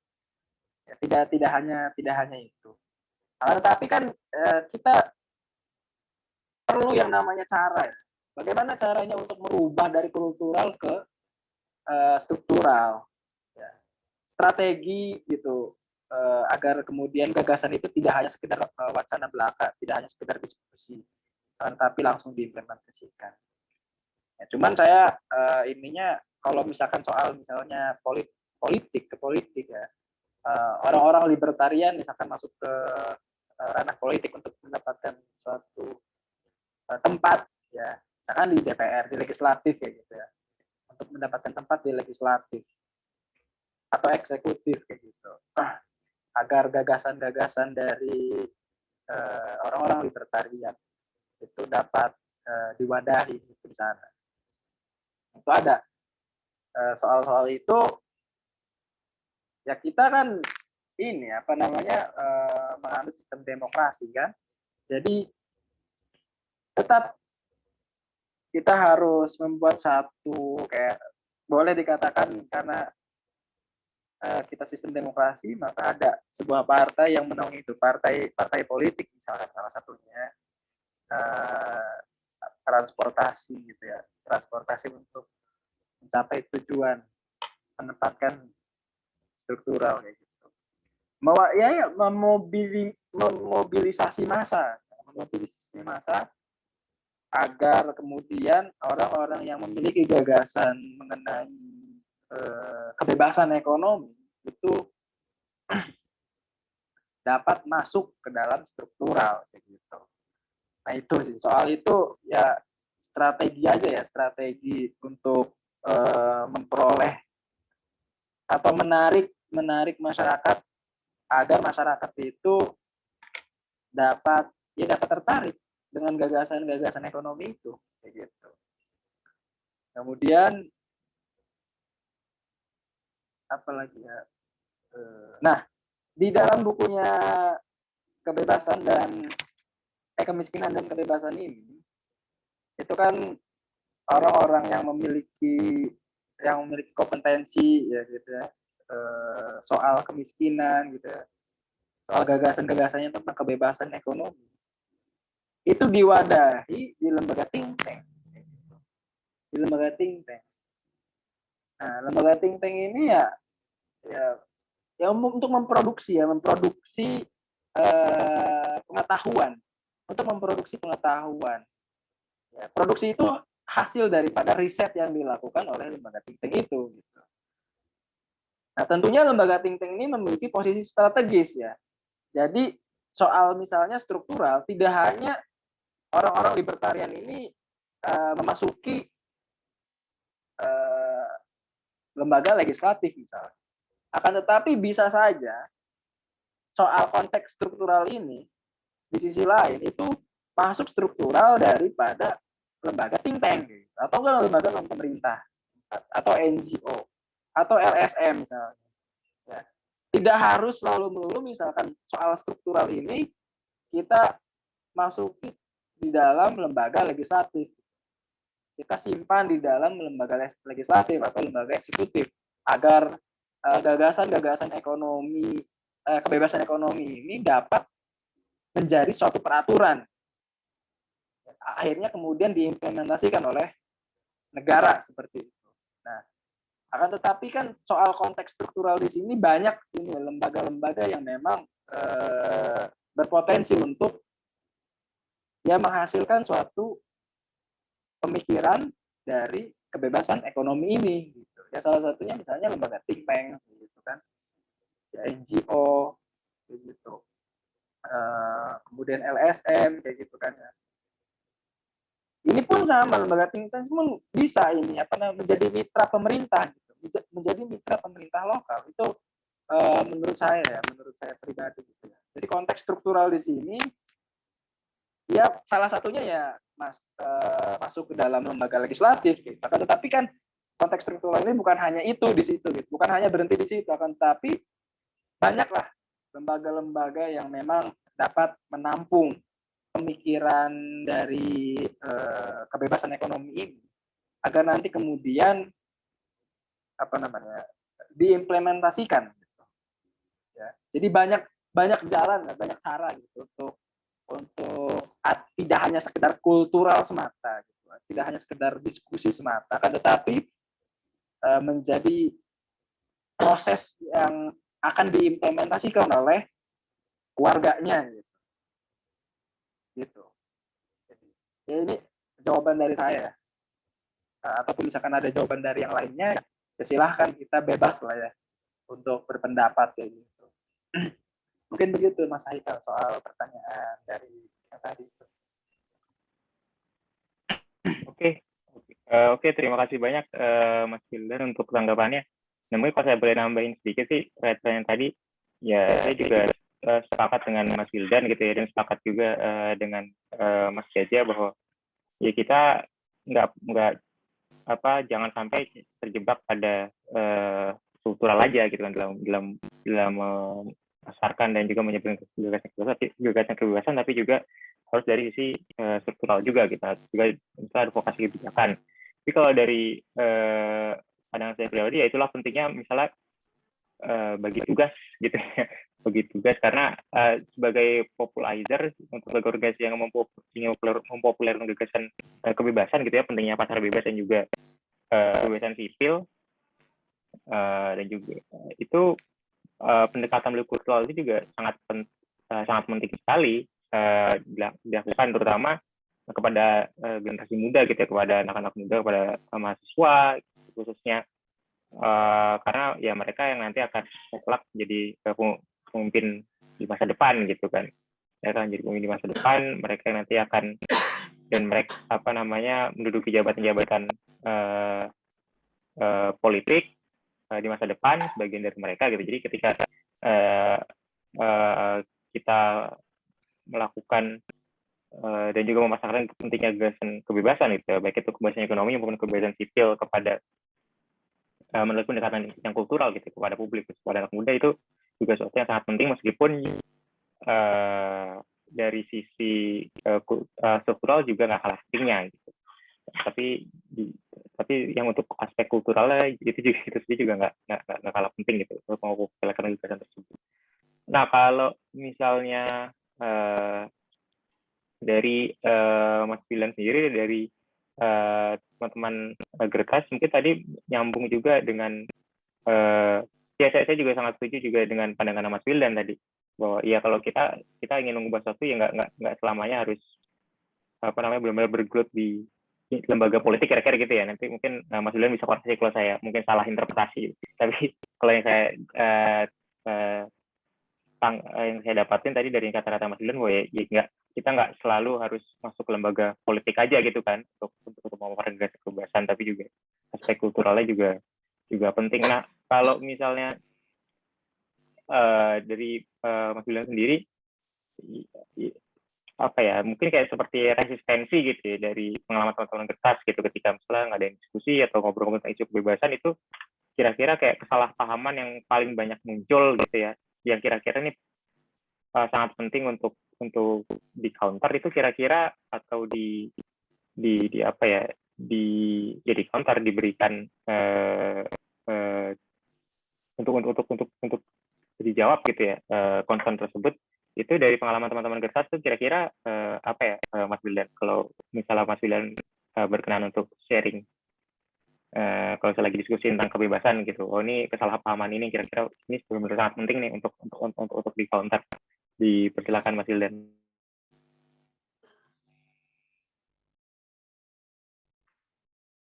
Apa ya? Soal diskusi tentang kebebasan ya. Ya karena Gertas ini kan ya kita di bulan Agustus ya Mas Haikal ya. Kita baru menyelenggarakan diskusi 2 kali itu kan. 2 kali.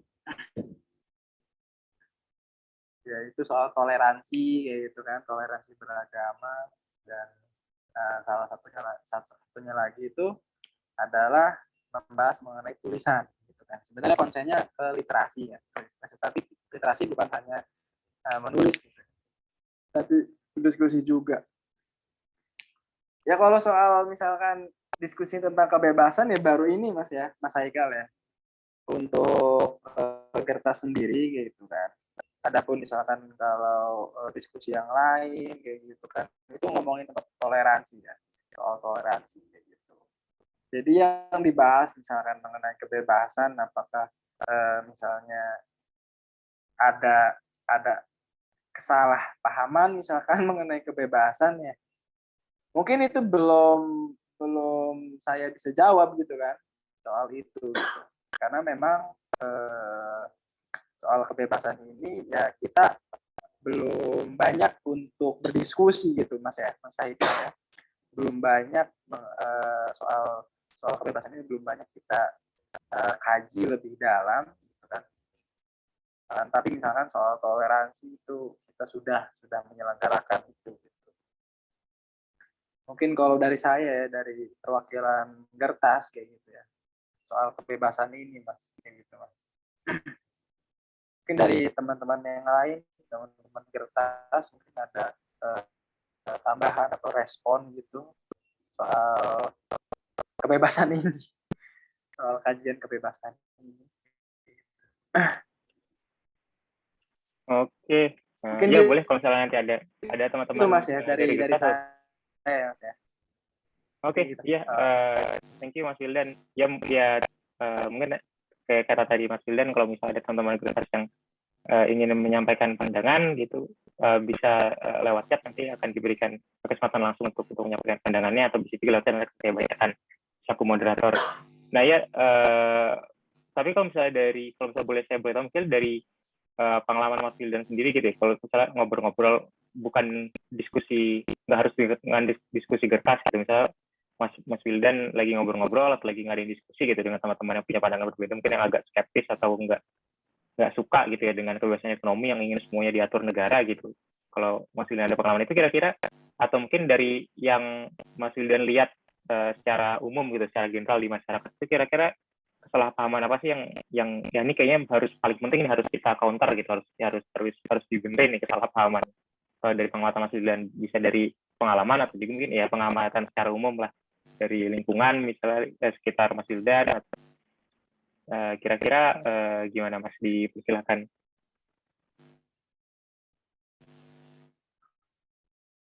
Iya. Soal kebebasan ekonomi ya, soal kebebasan ekonomi harusnya misalkan ada sesuatu kekeliruan kayak gitu ya, yang ini memang harus di counter, itu apa ya namanya, soal pajak mungkin ya.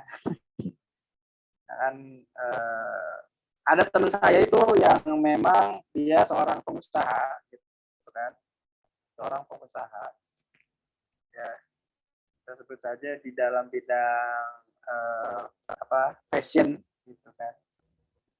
Dia memang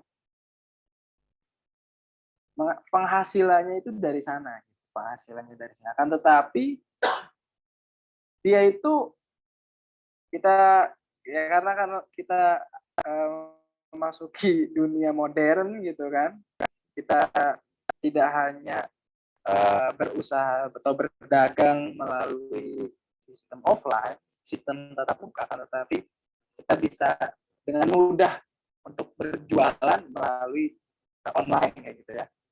Nah,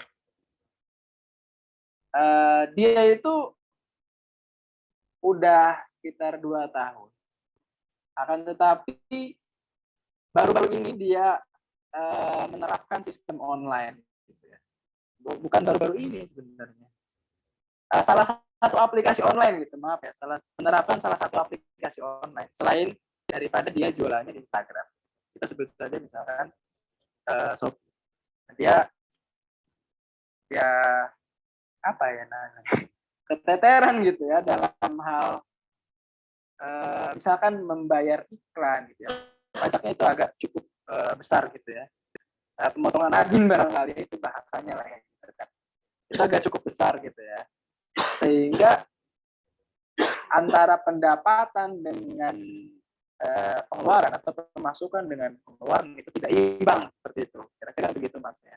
Itu salah satu yang memang harus di counter. Kenapa sih biaya admin yang segitu besarnya? Kan untuk iklan gitu ya, untuk iklan. Nah, kan ini kan soal kebebasan ekonomi juga gitu ya, kebebasan ekonomi. Jangan sampai warga yang memang ingin memiliki niat yang kuat untuk berusaha, itu baik itu sistem offline atau online. Itu online misalkan permasalahannya seperti itu gitu Mas ya. Itu online permasalahannya seperti itu. Adapun misalkan offline itu ya tidak cukup besar ya, tidak cukup besar. Tapi kalau misalnya untuk menyewa lapak kayak gitu, menyewa lapak di tanah orang itu gimana kondisi daerahnya masing-masing soal itu, soal biaya-biaya yang seperti itu, sehingga yang tadinya usaha kemudian dia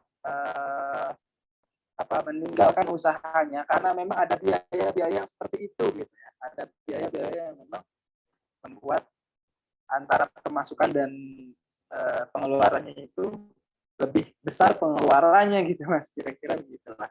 Ya, sehingga mereka yang tadi usaha itu jadi ya tidak usaha, berhenti berusaha. Seperti itu. Itu dari saya ya. Begitu Mas, ini Mas Haikal. Oke, thank you. Terima kasih banyak Mas Wildan. Mungkin pertanyaan kedua Mas, kalau ada pertanyaan lagi Mbak Dinda terkait dengan pentingnya meningkatkan kesadaran soal masyarakat tentang peran negara. Harusnya nggak kayak apa-apa bertumbuh ke negara gitu, apa-apa bertumbuh ke negara, apa-apa bertumbuh ke negara. Itu kalau dari Mas Dilan tanggapannya gimana? Dan juga mengingat bahwa ya memang kita suka nggak suka konstitusi kita kan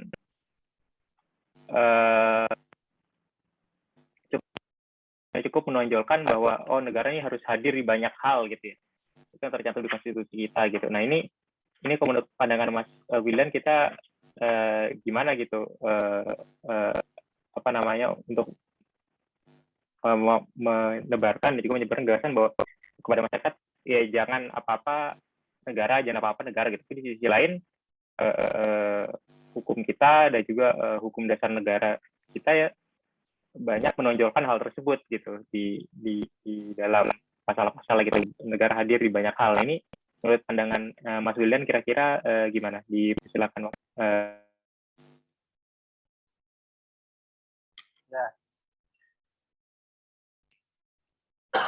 Ya menurut saya sih untuk negara, posisi negara untuk ikut campur mungkin ya. Ikut campur untuk membuat suatu regulasi ya dalam berbagai hal itu memang membuat masyarakat itu sendiri itu terkekang gitu, kira-kira begitu. Membuat masyarakat sendiri itu terkekang sehingga dia tidak merasakan suatu aktivitas yang bebas. Tapi bebas bukan dengan sebebas-bebasnya, kita dibatasi dengan kebebasan daripada orang lain ya. Tapi negara jangan sampai membuat suatu regulasi yang cukup banyak sehingga masyarakat itu kayak terkekang itu secara tidak langsung tuh. Misalkan ya soal itu lah ya, soal pandemi kayak gitu kan. Jadi banyak sekali batasan-batasannya untuk beraktivitas seperti itu ya di dalam pandemi. Aktivitas ekonomi misalkan salah satunya. Nah, kemudian di dalam apa ya namanya ya sistem transportasi itu kan kita apa namanya negara mengatur akan hal itu. Akan membuat surat izin mengemudi kayak gitu kan untuk warganya gitu ya. Jadi yang memiliki SIM itu adalah orang yang bisa mengemudi gitu. Itu salah satunya misalnya. Ini pandangan saya, pandangan liar saya gitu ya. Salah satu negara hadir mengintervensi membuat suatu peraturan kepada warganya itu tadi. Orang yang memiliki SIM itu negara itu ya mengatakan bahwa orang tersebut itu adalah orang yang mampu untuk mengemudi. Sedangkan kan itu kan soal lisensi ya. Sedangkan banyak di luar daripada itu orang yang mampu mengemudi itu apa namanya tidak memiliki lisensi tersebut.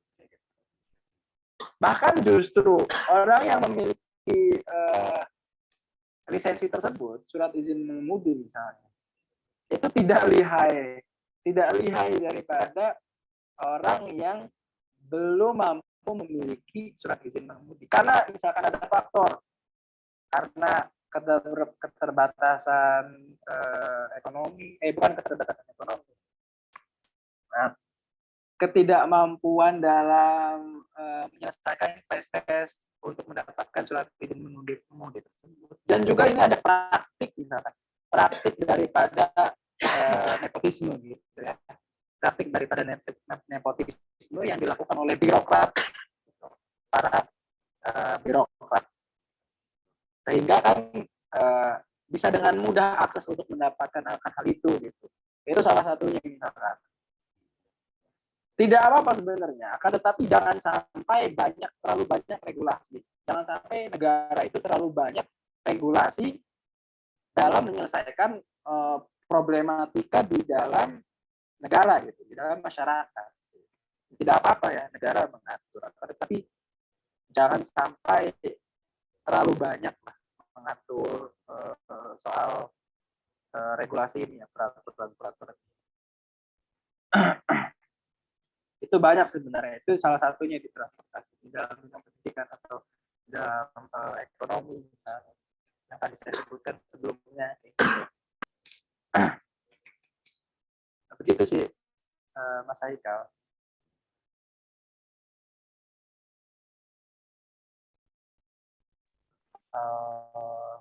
Pertanyaannya. Terima kasih banyak. Dan masih kertas dan berkolaborasi malam ini. Ini karena ini udah jam 9 lewat dan nggak ada pertanyaan masuk. Sebagai penghujung acara, dan sorry nih kalau tunggu hari Jumat malamnya, jadi rezeki atau berita sudah bersedia hadir diskusi ini. Saya mudah-mudahan kolaborasi lagi nanti sama juga dengan teman kita lain yang bisa diskusi dan lain dan untuk masih juga selalu dan kita diskusi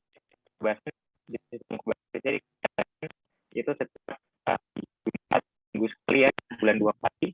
Kalau misalnya ada berarti untuk yang diskusi selanjutnya itu akan diadakan pada tanggal 3 November nanti ya, tanggal 3 November hari Jumat, tidak ada halangan.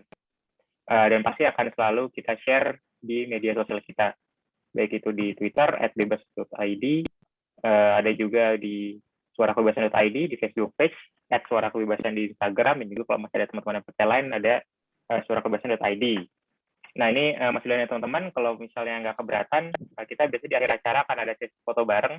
Jadi untuk teman-teman kalau yang nggak berhalangan, mungkin boleh nyalain kameranya. Kita sesi foto bareng, tapi kalau mungkin lagi berhalangan, nggak bisa nyalain kamera, ya nggak apa-apa juga. Oke, kita sesi foto bareng. 1, 2, 3. Oke, sekali lagi ya. Sekali lagi. 1, 2, 3. Oke. Thank you banget ini Mas Sildan untuk dan juga teman-teman kita sudah berkolaborasi dan di diskusi kita kali ini. Dan sehat selalu untuk teman-teman kertas dan juga untuk kita semua, dan sampai jumpa di diskusi Suara Kebebasan selanjutnya. Terima kasih banyak. Thank you.